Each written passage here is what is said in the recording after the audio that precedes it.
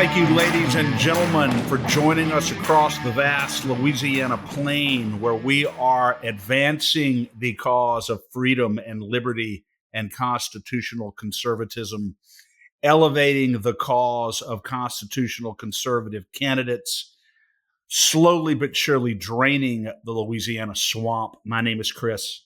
And I'm Danielle, and this is the State of Freedom, brought to you by freedom-loving Louisiana First Patriots. Well, hello, State of Freedom warriors. We are so grateful for you. We're so honored that you would have us with you for part of your day. We're only here because of your encouragement, your friendship, your prayers, and your financial support. If you're looking for a way to support us, to advertise with us, or to send us feedback, please visit our website at freedomstate.us. We'd love it if you'd help us get the word out and spread the reach of the State of Freedom. If you want to do that, just like the show on whatever platform you listen to it on, subscribe to it, share it. Don't forget we're on YouTube, we're on Rumble, and the links to those are always in the show notes and over on freedomstate.us. Moms for Liberty East Baton Rouge Parish Chapter is dedicated to fighting for the survival of America by unifying, educating, and empowering parents to defend and take back their parental rights at all levels of government. To learn more or to get involved with Moms for Liberty East Baton Rouge, email momsforlibertybatonrouge@gmail.com. That's moms, the number 4, libertybatonrouge@gmail.com. The email address is on the Patriot page of our website, freedomstate.us, and it's in the show notes. I'm so excited about our guest today. He is an Army veteran who deeply understands the info war, psychological warfare, and the tools being deployed to win the battle for hearts and minds. Today, we have the great pleasure of having with us Sergeant Boone Cutler. Before we talk to Boone, let me read the scripture of the day. It's Ephesians chapter 3, verse 17, and it says, "By constantly using your faith, the life of Christ will be released deep inside you, and the resting place of his love will become the very source and root of your life." And the Apostle Paul explains here that it's the constant exercising of our faith that releases the life of Christ inside of us. Hebrews 11:1 tells us that faith is the substance of things hoped for, the evidence of things not seen. And what that means to me is that we are to keep moving forward, tugging on these great possibilities that we hope for as if they're already reality. And that brings into play the idea that faith without works is dead. We can't move forward tugging on the possibilities without taking real action. And most of the time, faith looks like taking a risk. And it's by taking these faith risks that the life of Christ is released inside of us. What does the life of Christ being released inside of our lives look like? Well, it looks like miracles. It looks like compassion, joy, and love. It looks like the fruit of the Spirit: love, joy, peace, patience, kindness, goodness, gentleness, faithfulness, and self-control. So let me challenge you. What is it that you are saying you have faith for today, but you have not acted on? Ask the Lord what action he wants you to take to bring that from hope into reality. Very powerful, Danielle. You know, there's always a reason, always an excuse not to take the risks that we need to take in order to accomplish noble objectives. Excuses are abundant, but that is exactly what God is asking us to do, to act in faith. And as our guest today knows so well, things are often not perfect. And so many people in this world wait for a perfect scenario to act, and there's never a perfect scenario. And Boone Cutler understands that better than most people we've ever had on this show. And what a pleasure. I was saying to Danielle before you came on the air, in reading about you, the thought that continued to come to my mind was, this is a man who has done literally everything it's possible to do for his country except die, literally die. And even that you were willing to do. And it is a profound privilege to have you with us today. Thank you for joining us, sir. Oh, Chris and Danielle, thank you so much. And that scripture really does speak to me because, you know, when General Flynn and I sat down and wrote session 3 of the Citizens Guide to Fifth Generation Warfare, the role of the church, a lot of the same themes and messaging that come from, that message that comes from Ephesians is yeah, you got to step out. You got to get out of your comfort zone. You got to have that. You got to have the belief that you got to fight from victory, as General Flynn likes to put it. And that's true. You have to believe in yourself, and you have to believe in your cause, and you have to take steps. I think that the biggest thing in session 3, the role of the church, that we wrote, is really centers around that, because there are people who have the desire to take those steps, but they need a little nudge in what direction to move. And they're, because when people are confused, they do nothing. This is a fact, because they're just going to kind of hunker down.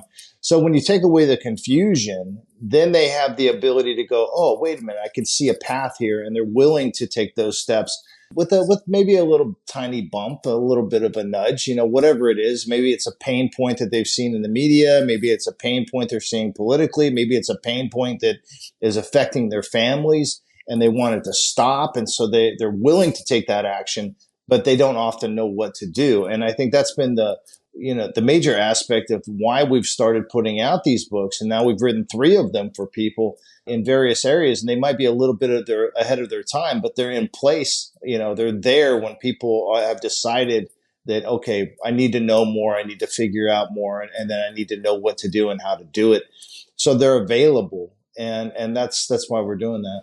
And Boone, I love that you said they might be ahead of their time, because I think that harkens to the fact that everyone is in a process of awakening. And some of us have woken up. No matter when you wake up, you feel like it's too late. You feel like you're late to the party. You're so offended that you have been duped this whole entire time. But in my awakening process, I just have to say thank you, and thanks to General Flynn so much for writing these books, because especially the intro, Citizen's Guide to Fifth Generation Warfare intro, it has created a framework. Whenever you first wake up and you first realize that basically everything that the media has told you, everything that the government has been telling you your entire life has been a series of blatant lies, that's a really hard pill to swallow. And there's not much at that time. I think I started really waking up end of 2020, mid 2020, maybe the same time as a lot of people.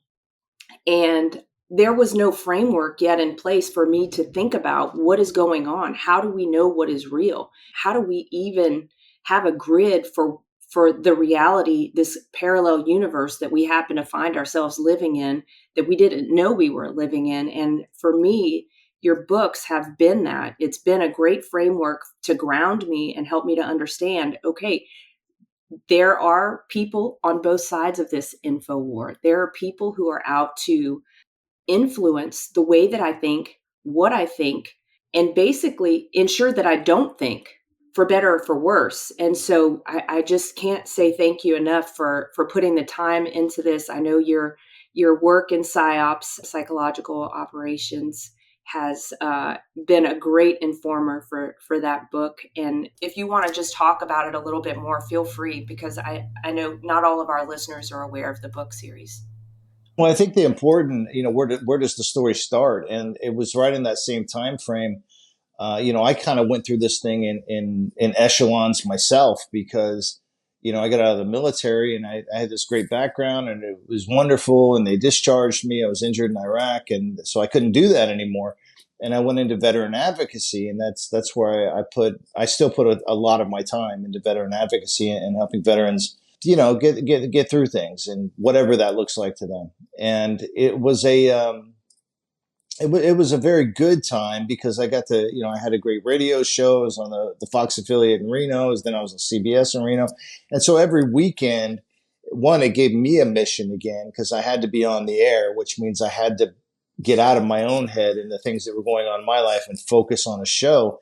And as you know, if you're going to do, and I had the Saturday morning show from 11 to 2. So that's a lot of content you got to push. And so the whole week was spent researching. I'm not the greatest guy when it comes to, I'm going to write down my questions and this is what I'm going to ask. don't really do it that way. I just kind of get very, very familiar with the topic and then have a conversation. I think that's how the audience likes it. I think the audience likes the interviewer to be informed on the topic so they can ask the questions that the audience wants to ask as they arise. That was an impact too. And then about the same time, that same time frame you're talking about, 2019, 2020, 2021, that was a change. Myself and my friends, we were kind of looking around saying, hey, does this stuff look familiar? And it was like, yeah, this stuff looks really familiar. Why is it happening here? This is the type of stuff that we do other places. And, there's obviously some serious penetration into the U.S. networks to be able to conduct these types of operations in the U.S. at the scale that it was happening. So that really kind of perked up a lot of people who had knowledge of different types of psychological operations, influence campaigns. And it was significant. Then it was like, okay, well, what are we going to do? Do we do something? Is something being done? What part is there a part to play? And if there is, what is that part? And then, it just kind of came down to, well, just let's have a good communication. And I think when people look back, if we're 50 years into the future and people look back and they're going to say, where did all this come together? Like, how did all these people that had knowledge, and what they don't realize is the Afghanistan withdrawal. When that Afghanistan withdrawal was so botched that people came together, especially from the warfighter community and from the intelligence community, also, and said, hey, we're going to get our people out ourselves. We're going to make that happen ourselves. We're not leaving people behind.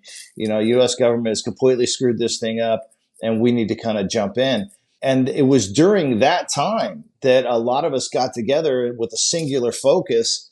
And obviously there was downtime, in between, doing these types of operations. And then it was, we were talking and we were all kind of brainstorming and sharing what we thought, what we saw. And then, plans started being made. And then when that whole thing started settling down, then it was like, hey, we kind of like doing this. We kind of like working with each other. We miss that from being on active duty. So what's next? What can we do next together? And that started a whole different type of synergy, but again, when people look back, and I hope it gets credit for this, when people look back from the future, they're going to say, how did all these people come together with a singular focus? And it was because we were pissed. You basically you pissed on our reputation, and our blood, sweat, and tears that we put into this battle. And for the first time, the people were like, we're not going to take this. We're just going to take control. And that was a beautiful thing. It really was tragic, but a beautiful thing came from something that was so tragic. And then it just turns into a thing. You end up in rooms with people and you end up talking with people, and it's like, okay, I think I can fit in here, or I think we figured this out here. Where do we start?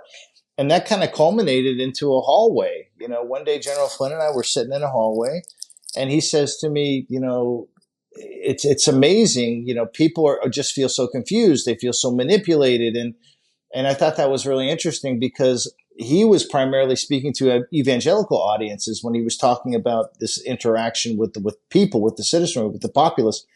And I thought that was very interesting because his audience was totally different than mine. Mine was the veteran audience that is, every color of the rainbow and every, walk of life and every political, perspective. And they were saying the same thing. Like, I just feel so manipulated, so confused. And then the light just went on.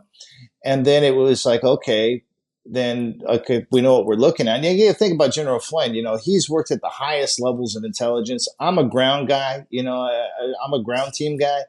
So I didn't have that perspective that he did, but I'm pretty good at working the street and understanding what's going on and how people are behaving and how to influence attitudes to change behavior and all that stuff. And I was looking at the things that were influencing behavior at that time. And then it came down, okay, yeah, we're looking irregular warfare, unrestricted warfare, hybrid warfare, under the umbrella of fifth generation warfare. So how do we get people on the same sheet of music because we both know that there is no continuity of action until you have continuity of message. This is a fact. One cannot happen before the other. It's very biblical. The word becomes flesh, right? The things that you're talking about become reality. Call it law of attraction, call it whatever you want to call it. This happens over and over again. So, and people call it different things, but it happens over and over again. It basically means there is no, action comes from message. And so if you don't have continuity of message, you don't have continuity of action. Therefore, you don't have mass, and mass equals penetration.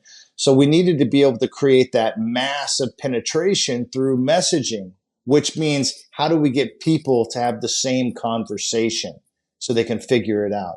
And and then it was like, okay, well, how do we do that in the military? We do it through training.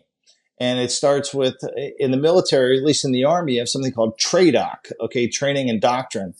And they're the folks that write down all the things that say you will accomplish in order to be qualified to do X, to do Y. You will do these things in order to graduate basic training. You will do these things in order to be competent and qualified through airborne school, sniper school, whatever ranger school, whatever schools you're going to. But that's where it comes from. It comes from training and doctrine. And so General Flynn and I at that time decided, okay, how do we develop the civilian version of TRADOC?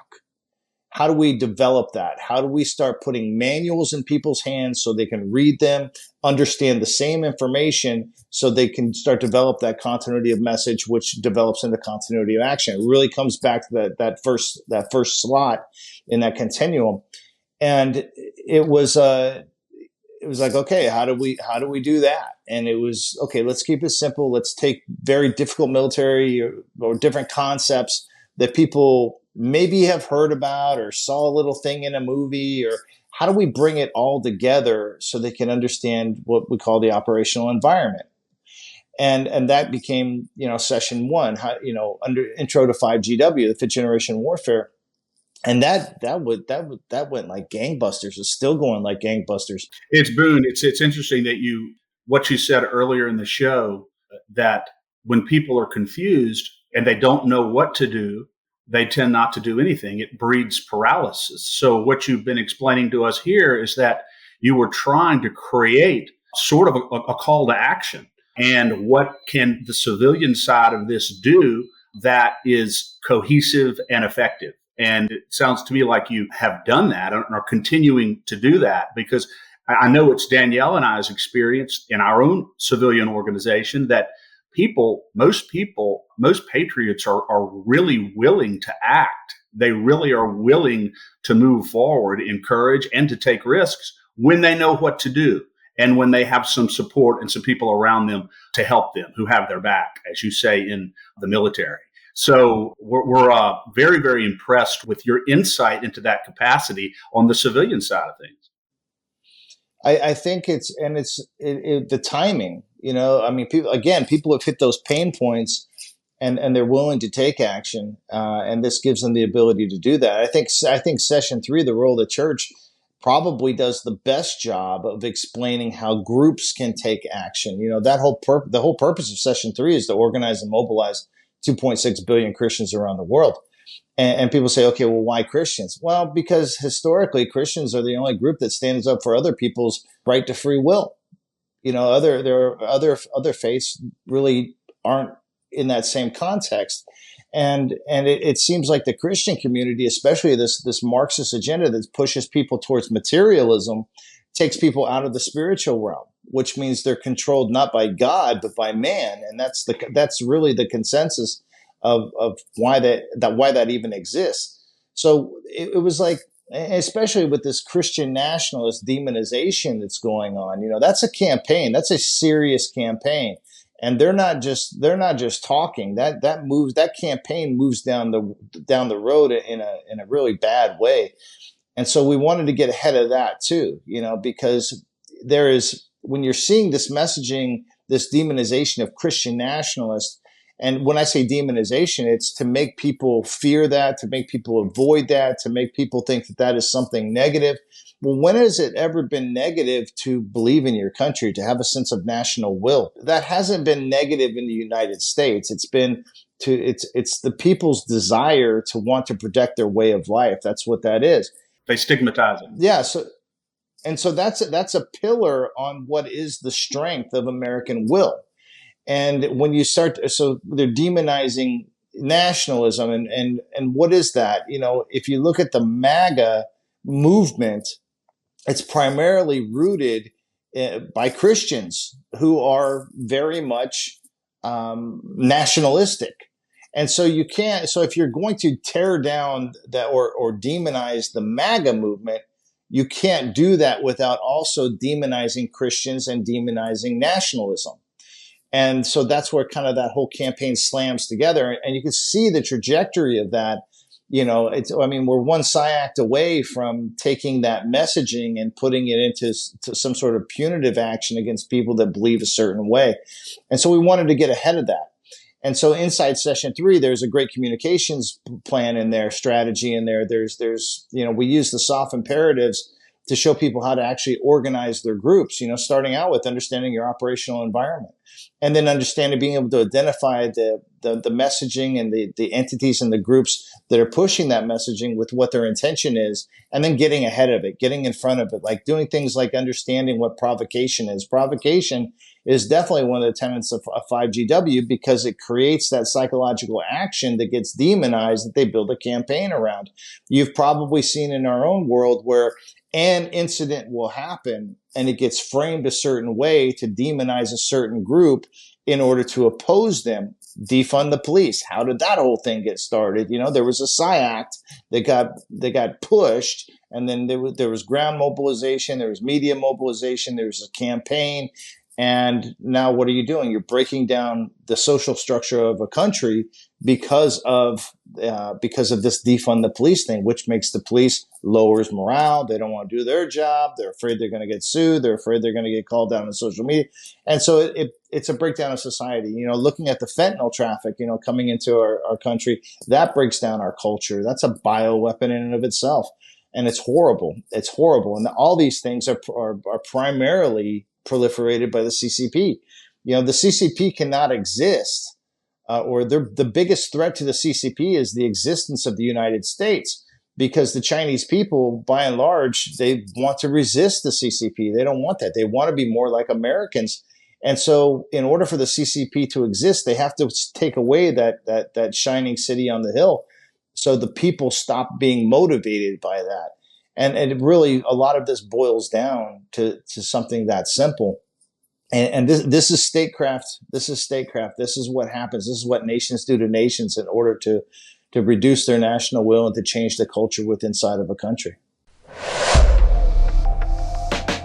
I'm excited to share a fantastic opportunity for State of Freedom listeners who are interested in investing in precious metals, or even starting a home-based business in the precious metals industry. Metal Stacks is a precious metals collectors club where you can buy your metals at the best prices on the market, actual dealer cost. They are beating the big sites. They have no credit card fees and no minimums. If you're just interested in purchasing metals at a great price, visit metalstacks.com/dwalker. Get to shopping. That helps me out. I get the commission. You can also refer people to Metal Stacks for an additional income. If you're interested in learning about the referral business aspect of Metal Stacks, email me directly at danielle@freedomstate.us for more information. Boone, just to pick up on what you said, who are they? Who are these outside actors that are influencing what we see, influencing the framing of the media stories, telling us how to think about and how to feel about what they present to us? Good question. Who is the they? There are several theys. Okay, there is a fight right now. I got to kind of take this back so people understand how this happens and where the convergence is.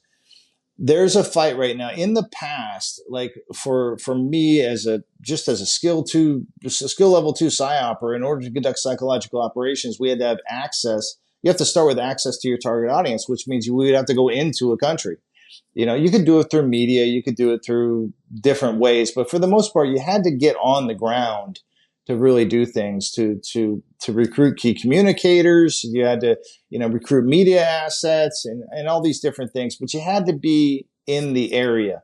You had to have access to your target audience. And then you have to understand the susceptibilities of your target audience in order to sway them in one direction or another. And then that's how you start to develop that campaign. You start with access and susceptibilities.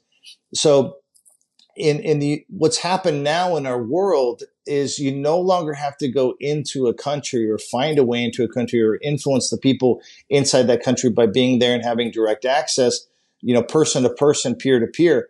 Now you can have access through social media, through the internet. I mean, there could be people in Pakistan conducting, influence operations in the United States because they have an access point. They have the internet. They have social media. So as soon as that capability came into play, I like to say, and I think it's the truth, everything is weaponized till something better can be weaponized. This is the nature of warfare. And as soon as that capability came online to be able to actually have access to the cognitive battle space of people in foreign countries, then it's a free for all. Okay, you've got Russia, CCP, Iran, United States, our own intelligence community trying to counter things and maybe position things as well. You got non-state actors, like terrorist organizations. They're involved too. You got multinational corporations. They're doing as much covert as anybody else right now, because they can. They know the tactics, techniques, and they know the strategies for these things, and they have the money to put it in place, and that they use it to increase their bottom line. So who is the they? The they is everybody but us. Okay, that's the they. Everybody but us. And so us, the people who are the focus of these manipulations, these influence operations, need to understand what that looks like so we can not be swayed and put into these traps that are always based on emotion, to be honest with you, because it's the emotions that turn off people's critical thinking skills.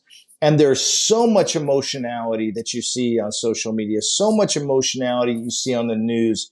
And that's all for a purpose. Most of the time, that's for a purpose. It's advancing someone's agenda, their agenda.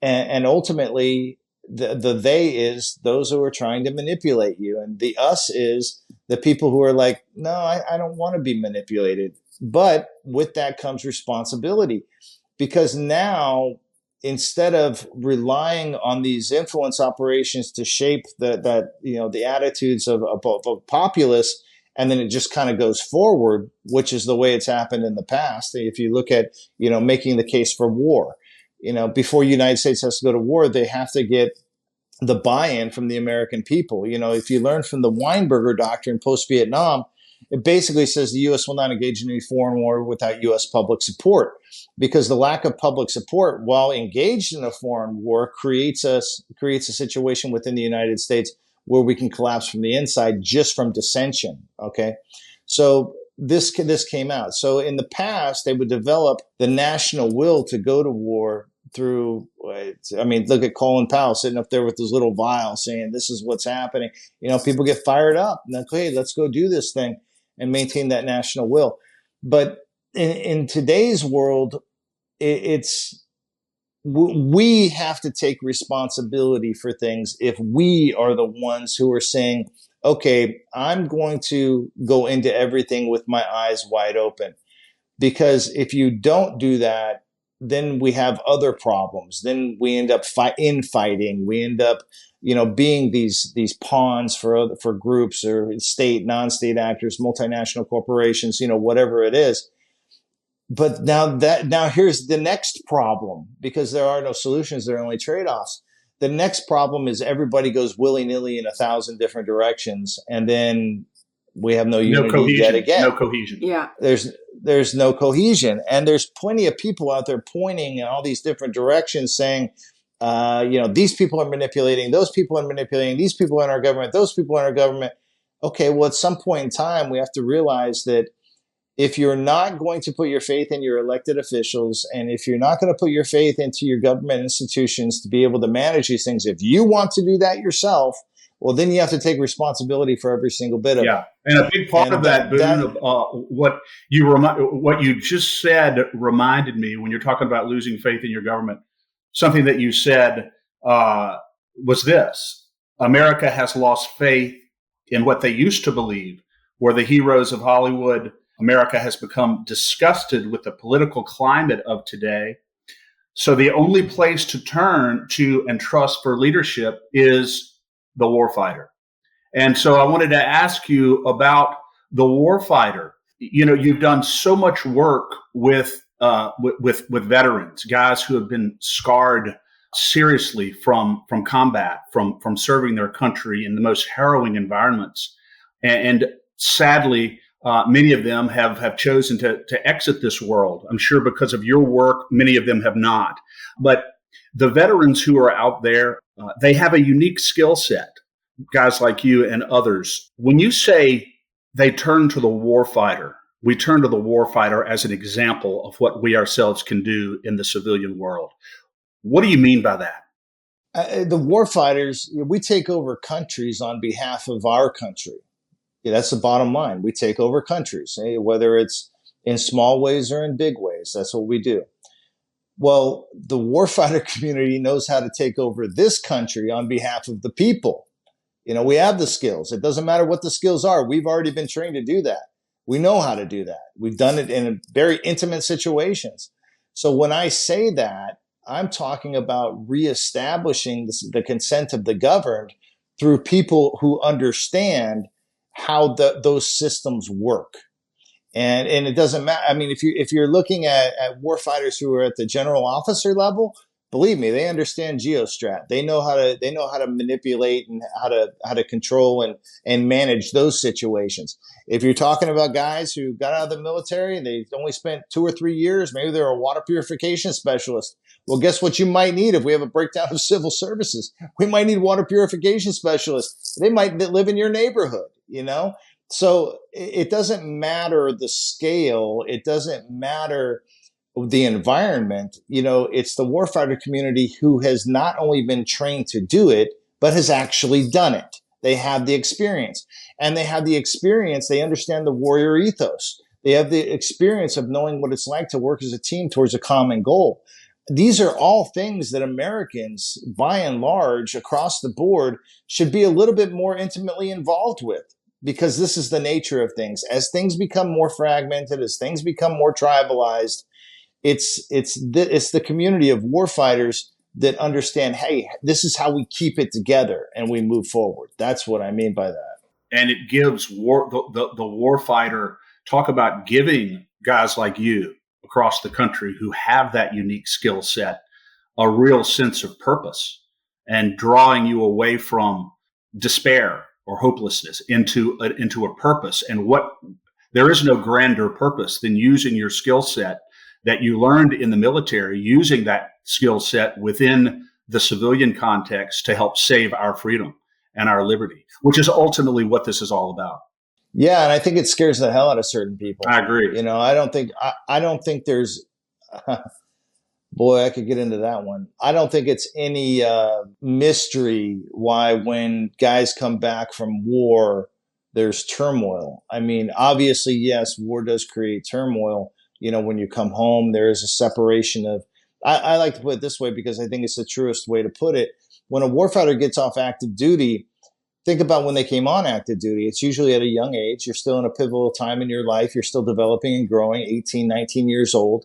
You know, you're learning your values, you're learning a way of life, and you take that on. You live it every day. You live in a barracks with people doing what you do. You know, when you're at work, when you're not at work, you're at work. And so it's a life. It's a lifestyle. It's a way of living. And then you get out of the military, and those people that you were in the same environment with, that you grew with, that you developed with, well, they're no longer in your life. These people become your family. So when you get out of the military, it's not just leaving a job. This is where people get it confused. You're not leaving a job. You're actually being orphaned. Wow. You're being orphaned. You're an adult orphan. And then there comes the identity crisis, right? And then you got to figure out, you know, where do you fit in this world? Where's the family in this world? And that's not the easiest thing to do. And so there's a lot of isolation that comes in, that comes with that. But I would also say, you know, if you look at what they did with opiates, you look what they do with psych meds, you look what they do, how they avoid things that actually heal, like psychedelic therapy, like plant medicine. When you see all the avoidance of that stuff, but then you see people getting crazily addicted and having their mind completely polluted by other things, completely government sanctioned. I mean, by the time I got off opiates, I was on, 30 milligrams of morphine, 70 milligrams of Oxycontin every day. And I'm walking around like I don't have the problem. Believe me, I had the problem. But where did that start? It started, being in a hospital, and they're just throwing that stuff out. And then you got pharma in bed with, the Sackler family, and they're making all kinds of money. The government is involved in it. They're not putting a stop to this. They know about it. I encourage everybody to go watch the series Dope Sick. That, and then also put that in the context. I wish they would have done a little bit more in there on how that affected the veteran community coming off active duty. What a crime against, guys who are scarred from protecting and serving their country, deep, deep battle scars. What a crime for our country in the form of big pharma and others to forfeit, to demonize things that actually work, things that actually heal, on the altar of things that not only do not heal, but actually kill you. And the grand God of it all is so that they can make their fortunes. I can't imagine anything that is more horrific from a psychological point of view for any civilian even, but certainly for military guys who simply want to heal, get better, and recover. Yeah, they didn't make it easy. Yeah. They definitely didn't make it easy. Here's the good point about that. As a community, we recognized it. Certainly starting to. It took some time. Yeah, certainly starting to. And now there are so many organizations that are helping each other, and they're working these things out. That's where the beauty of this comes from. From where that tragedy does come triumph, and that triumph only comes through unity. And the veteran community has done a fantastic job of that. We've created a community outside the military for ourselves, and I think it's a very, very strong community. I just wanted to pull on a couple of threads there, because in the 5GW book, you kind of really talk about how to establish some radical personal responsibility within communities. And then I'm thinking about what you're saying about the way that veterans are really hung out to dry by the government, and wondering if that's by design in some way, because they stand to serve such noble and important roles in our society, such grounding roles in our society.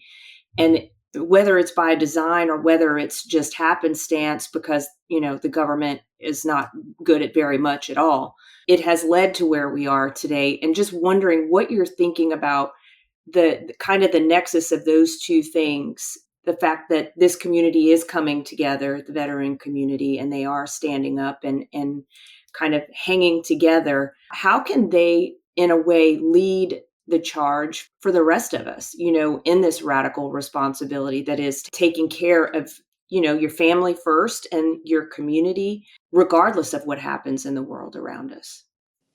I think the first thing to do is modeling and mentoring, right? You have to model and mentor. You have to model the actions you want other people to do, and then you have to mentor them through the process. I think modeling and mentoring the mindset of the warrior ethos is very, very important. I think modeling and mentoring leadership, true leadership, not just out there advocating for likes, but I mean doing the hard job. I think General Flynn does a fantastic job of that. I've worked with him so much that I know his depth, and it's unbelievable. And he's willing, because he has that depth. He has the ability to stand firm, in the direction that he knows things need to move. He stands firm. He's pretty unyielding about what needs to happen. So he's not politicking. He's leading, and I think there's a lot of value in that. So if the first thing that the warfighter community should do for the United States, for citizens, for people around them, for our culture, is model and mentor the things that we know others should be doing in order to push this thing forward. And that means embodying that. Like when you go to basic training, you get that drill sergeant or that drill instructor in front of you. Their job is to model military culture on all aspects. That's their job. And then people start to morph into that because they're in that environment all the time. Well, it's kind of the same thing. Now we need to model and mentor Americanism. We need to model and mentor unity, model and mentor leadership, true leadership. Not again, not politicking, but I mean leadership, making the hard calls, doing the hard work, staying up late, getting up early, making it happen, taking care of yourself, being very centered, being focused on what the goal is, not being completely, willy-nilly, this narrative today, that narrative tomorrow, but stay focused. I think there's avoiding mission creep. I think that's a huge thing. And I think that's where we start. And if we just do that continuity of message turning to continuity of action happens that much faster. That would be an impact indicator. That's the force multiplier right there. Yeah, that's awesome. Do you, Boone, what do you foresee at this point? We have 6 months before probably the most consequential presidential election in American history. Many people would certainly say that.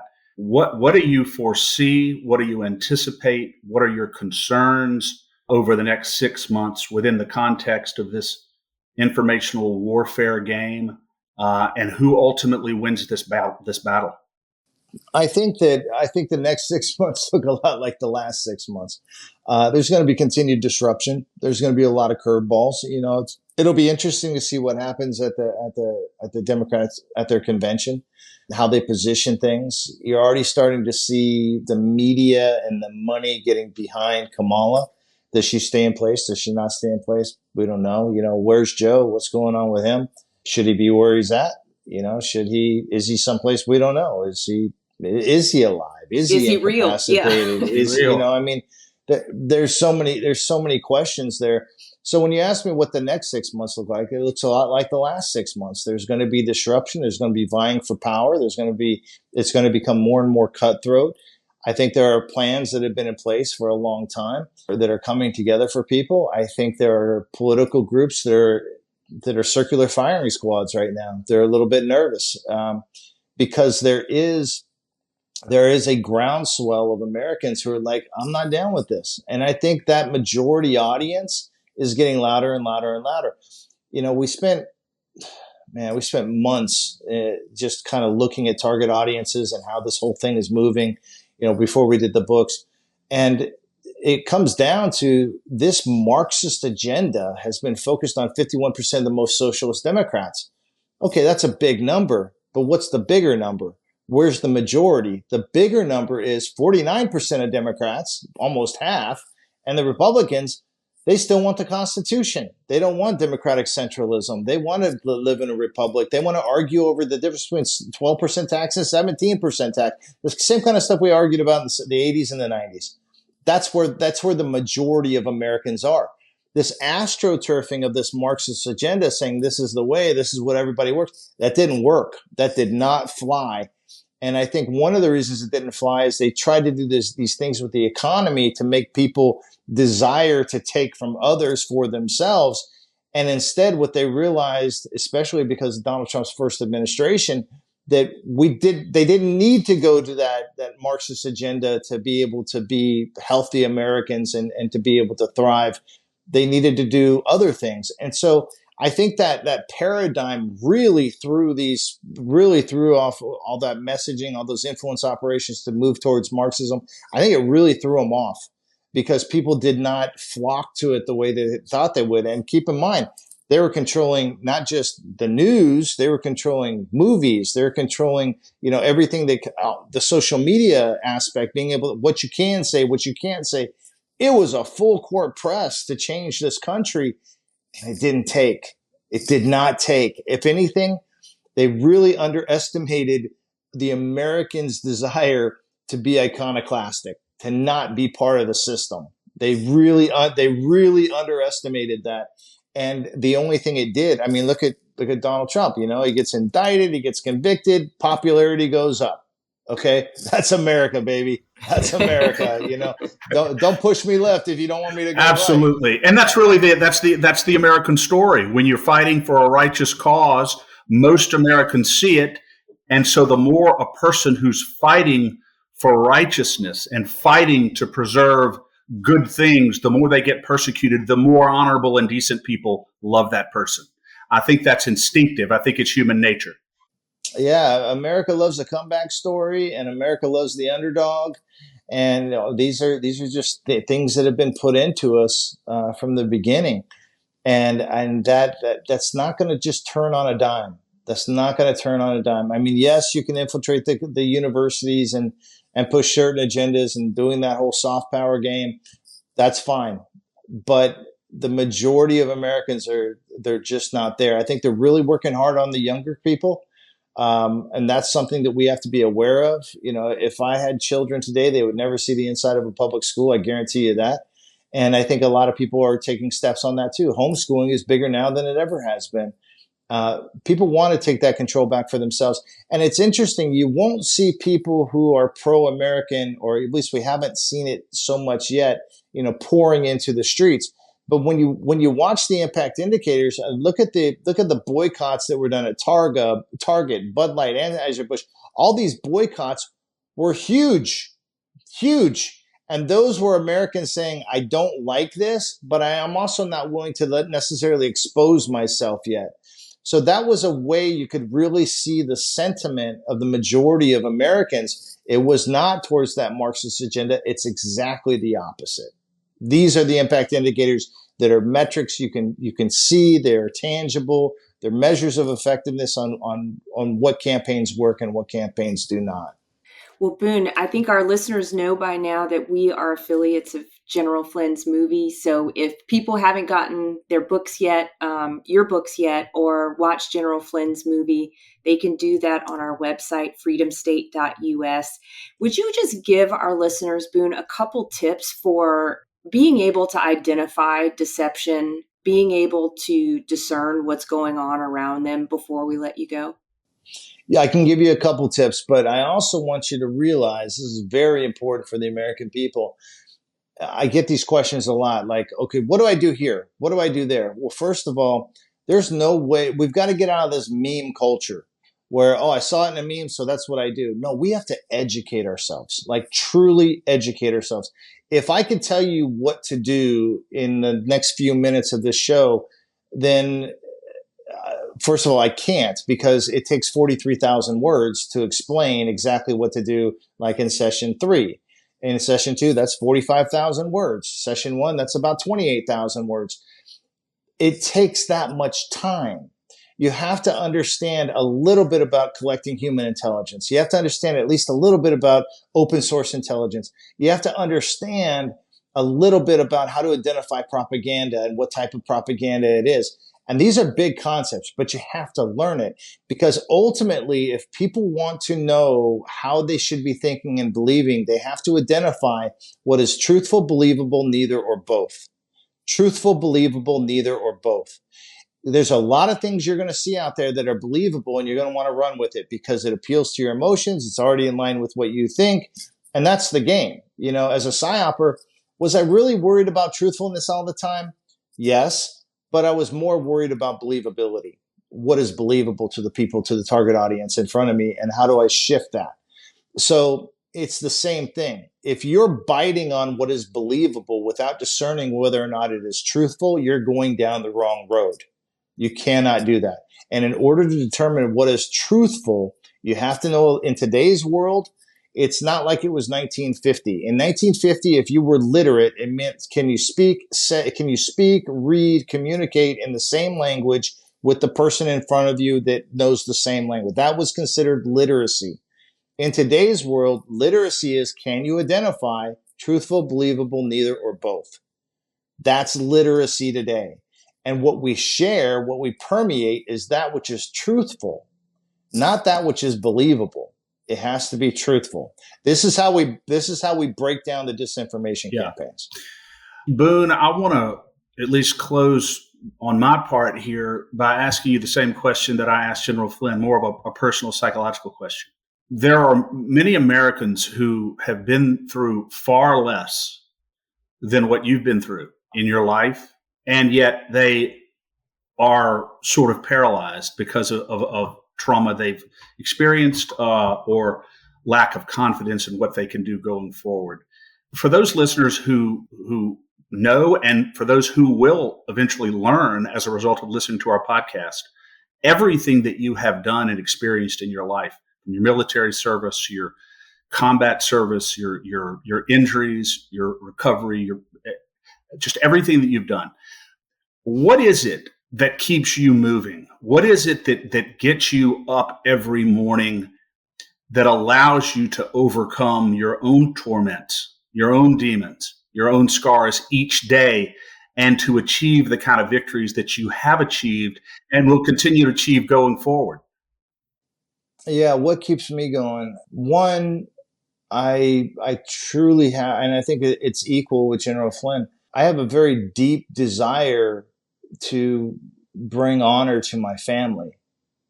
I have a very deep desire for that. And I was also, whether by birth or by experience, I have knowledge. I have capabilities. And I believe it's everybody's duty to do all they can, whatever that looks like. Whatever that looks like. If that looks like locking your doors at night and that's the best you can do, well, then you do that and take pride in that. If that looks like, doing something bigger, maybe running for public office or protesting a school board that's doing the wrong thing, well, then do that. But you got to be honest with yourself about what you can do. There's a lot of people go, oh, I can't do that. They're not being honest with themselves. They're really saying they don't want to do that, or they're not willing to do that. So that's where it comes down to. And I think the thing that brings you beyond that desire to do it and actually making it happen is being part of a community that's doing what you want to do. So we've got to get back to our local communities and be part of our communities. That's where we find our strength. Social media is great, but I really think it's only good for a couple things. And that is, one, to put out good information, and two, to encourage each other. But if all your friends are on social media and they don't live close enough to you to come over and help you change your brakes on Saturday, what good is it other than just a rah-rah session? It's not great. So we've got to be able to build local networks again, which means simple things. I encourage people to do this when we're talking about community. In the past, there were such things in the United States. We used to have block parties. Everybody in the block. Memorial Day and 4th of July, everybody would get together, cooking hot dogs. Kids are playing. You get the drunk uncle over there being an ass. That was America, but it was people. It was a community. People have given that up. Also, potlucks. Okay, I have a challenge for everybody out there. Have a no phone potluck. A no phone potluck. Invite everybody over. You bring the cake. You bring the macaroni and cheese. You bring the chicken. You bring the drinks. You bring the cups. And everybody leave your phones in the car. What a great idea. I love that. What a great idea. If we did that, Boone, I would imagine that the first gathering we had would probably have about 3 people there. But we would certainly build it up once they began to see how much fun we were having. We've got, and people are wanting it. Yeah. Yeah. I think people have been isolated for so long on these machines. Having that human connection. I always say this: if you can't smell the person you're talking to, assume you're talking to a bot. Yeah, it's interesting. My mom used to say, they're all, before she died. My mom died at 90 a couple of years ago, and she used to say, I see all these people. She didn't even have an iPhone. She still used the phone in the house, that hangs on the wall. That was my mom.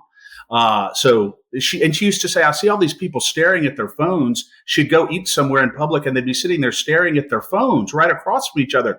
She said, my mom used to say, the closest you're ever going to get to the divine until we pass is the person who's sitting right across from you.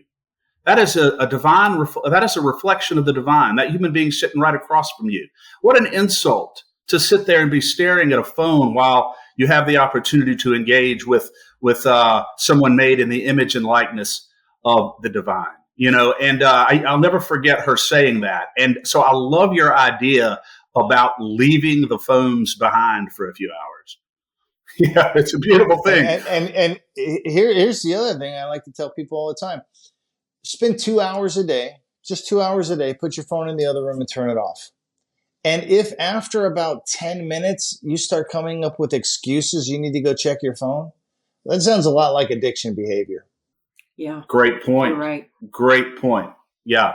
Danielle, is there anything else that you wanted to? We got about 7 minutes left to max out the hour. I want to give you a chance. Anything you wanted to? Final words for Boone?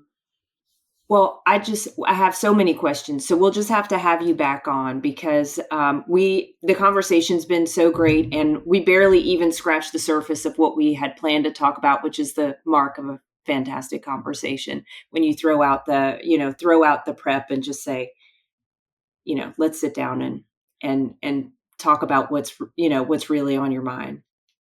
No, and I appreciate being here, and I do want to encourage everybody to watch General Flynn's movie. And buy it on our website. Buy it on Freedom State. Yeah, I'm sure you guys will provide the link because General Flynn's movie dispels, if you want to understand how an influence operation happens and how they can politically assassinate someone so well, go watch General Flynn's movie because it is cookie cutter cutout. We traveled the country. We went across the country twice on the movie tour, and every single showing I would ask people as the MC for the show, I was asking people, I said, raise your hand if you were upset when General Flynn went to jail. 90% of the audience every single time would raise their hand. Well, the truth is General Flynn never went to jail. He was never convicted of anything. The DOJ dropped the case, but people don't know this. And they don't know this because there was a very well-crafted influence operation that was conducted against him for one single reason. One, he's the man he is. And the man he is took a look at these black budget programs and went, there's a lot of money here. Can you show me how it's effective? Let's figure this out. Just the threat of auditing those programs, which less than this many people in our country even know about in depth, just that threat got him taken out. Wow. It is I